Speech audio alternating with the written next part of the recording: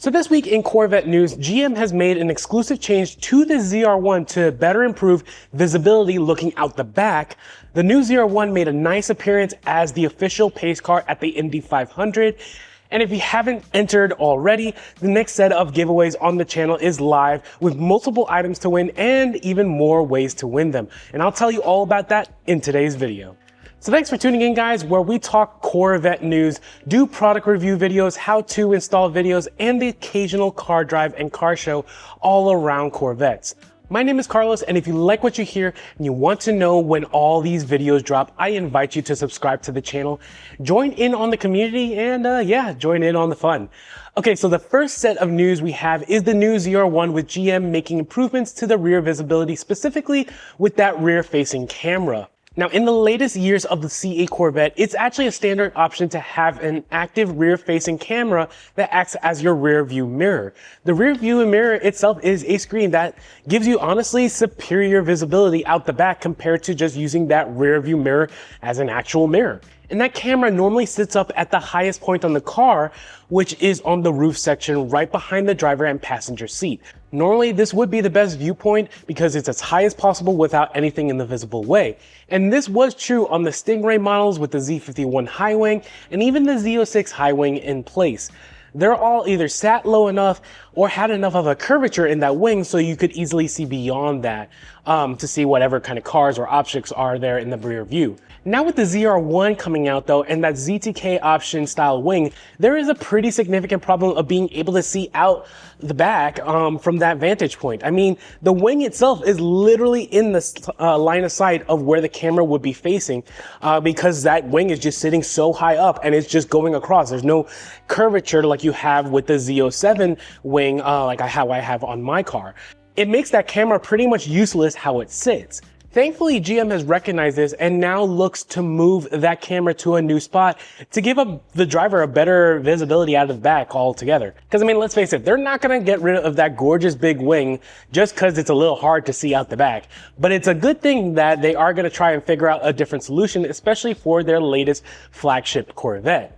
And mind you, this info originally was discovered by Rick Conti, the Corvette salesman and fellow YouTuber. He was originally at the National Corvette Museum for another reason and captured a glimpse at this blue ZR1 with the manufacturing tags on it and the really big ZTK wing, but he noticed it was a little different.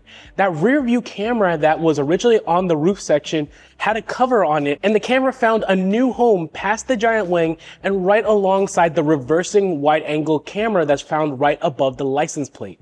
Now, it's not in the ideal spot that it was before, but it sure as heck is a lot better from a visibility point of view because you don't have that high wing blocking your vision. Now, this is definitely a new development that must have been recently considered because we sure didn't see any of this setup on a lot of the ZR1 debut footage from GM. But it must have been something that was definitely recognized by them as a needed fix.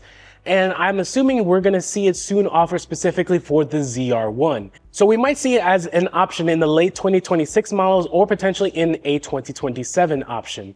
I think it's a really good idea, and heck, it makes me kind of wonder if it would be worth making either an aftermarket version or an option for the C8 lineup altogether. I mean, I know some of us really love that super aggressive ZTK type wing and would put it on the likes of a Z06 and such.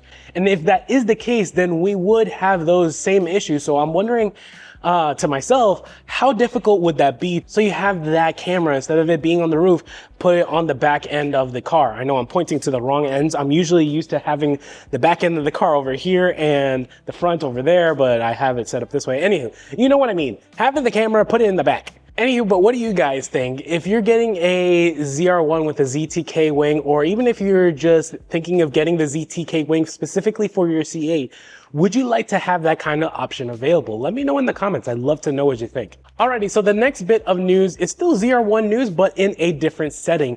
And that's because we saw the ZR1 acting as the official pace car for the Indy 500. Now, this is pretty special for a couple of reasons, actually. First, this marks the 18th time that Corvette has been the official pace car of the Indy 500, keeping the tradition strong since 1978 of a Corvette having a name in the IndyCar scene. And secondly, it's actually the first time in IndyCar 500 that the pace car actually has more horsepower than the actual Indy cars themselves. The Indy cars have around 800 horsepower, give or take, but the ZR1 has about 250 horsepower more than they do. So not just a little bit more horsepower, but significantly more.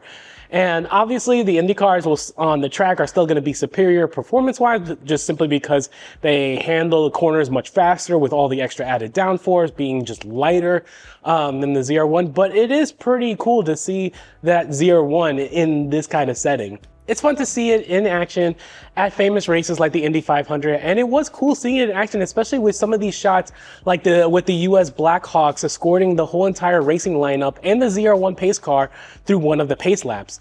That was a pretty cool shot, not gonna lie, and I really wish I was actually there in person. That would have been awesome to see in person. And I want to say that the pace car did end up doing a couple of flying laps on the speedway and got up to like around 185 miles an hour. Although when I happened to come across that information randomly at first, I didn't write down where I saw it so I could look it up later. And when I tried to look it up again, I could not find exactly what that was. But it would not surprise me that that car hit 185 miles an hour on that kind of track, especially when the ZR1 is rated for well above 200 miles an hour. So hopefully we see more and more instances of the ZR1 in action at different spots, both on and off the racetrack. Okay, the last bit of news is channel news, and it's the next set of giveaways for the channel, which is live. We're in the middle of it, and it's over $2,000 worth of prizes that we're going to be giving away this time.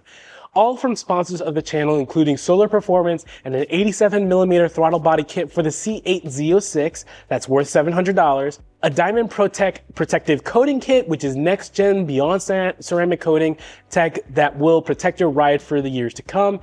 Any kind of surface kit of your choice, which they usually go for around 80 to 100 bucks each. Then we have Speedway Composites and a carbon fiber X brace for your C8 Corvette, which goes for about $600.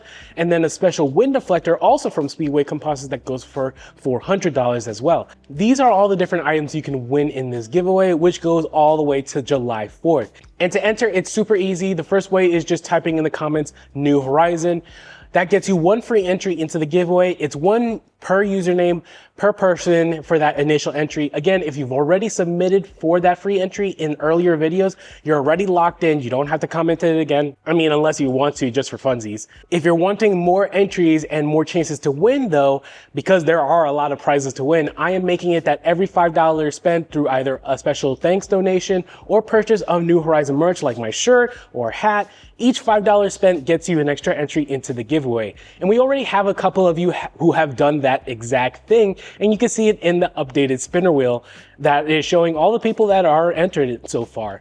So it could be that spending maybe $10, $15 can win you a piece that's worth $700 like the throttle body. So it all helps not only support the channel growing, but also future giveaways like this one as well. And I mean, currently there's still less than 50 official entries so far.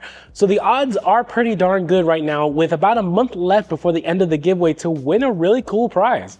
And I'm planning to add one or two more prizes in addition. Probably in next week's news video, I'll announce it. So even more stuff to win. So good luck to everyone who's entered. If you're not subscribed already to the channel, definitely invite you to subscribe to the channel.